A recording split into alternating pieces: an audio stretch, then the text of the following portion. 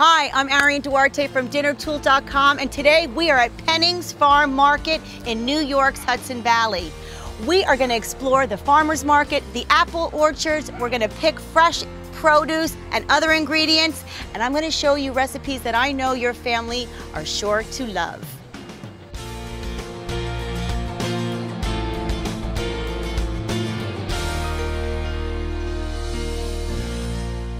I love apple picking, and not only is it a great activity to do with your family, it's also a great way to bring fresh produce into the household. I'm here at Pennings Farm with Steve Pennings, who is our apple expert, and he's going to talk about how to pick the perfect ripe apple. Well, thank you for the intro, and the perfect apple is all in the eye of beholder, first of all. So basically, as a family and as a family event, I suggest that you find a tree that you like the color of the apples on and the variety that you may be wanting to pick. Okay. And we have many varieties here at Pennings Farm, but Macintosh is the variety of the day today.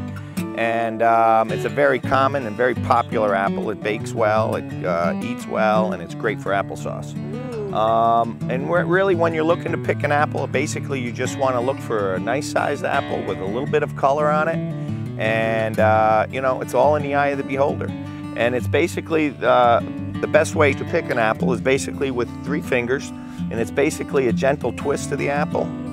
And then it's into your bag gently. And always treat your apples like eggs, because believe it or not, from them banging against each other in the bag or wherever you are, they always bruise. They will bruise easily. So. Well, thank you, Steve. Those are some great tips, and I'm excited to apple pick, and I'm also excited to show you a wonderful Macintosh apple crisp.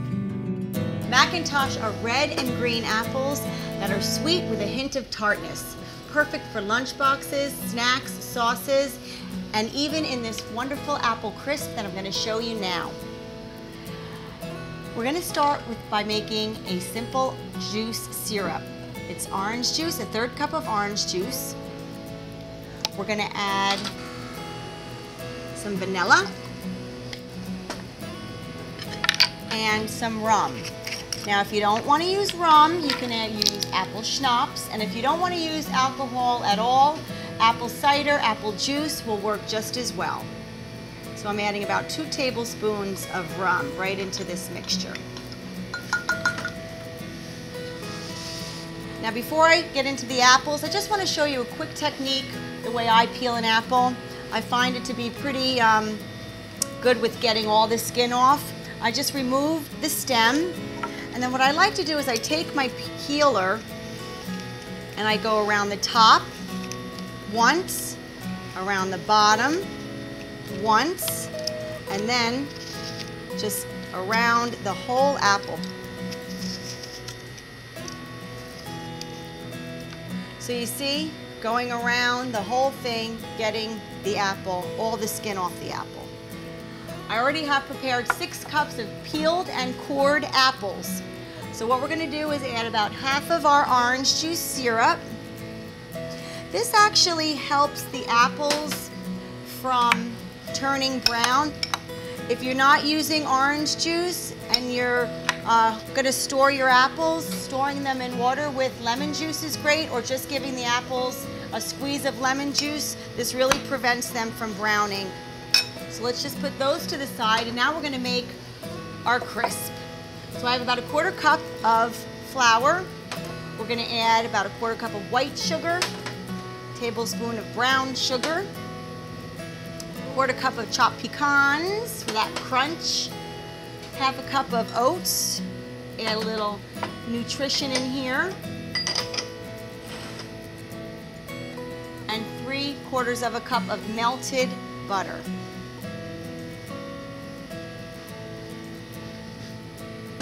And the rest of our orange juice syrup.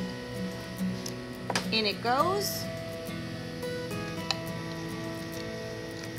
Going to give that a nice stir.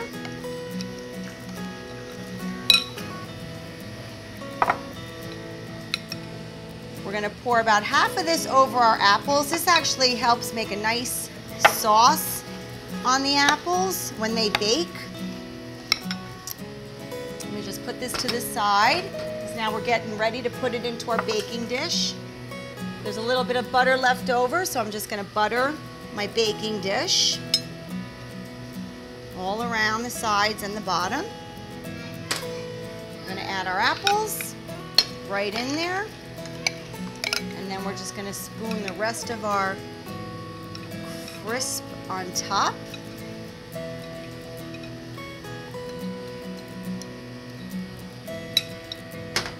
And now I have an oven preheating, a 325-degree oven preheating, and I'm gonna put this in the oven for an hour. Hot, delicious. The sauce that we put in there, it's nice and creamy.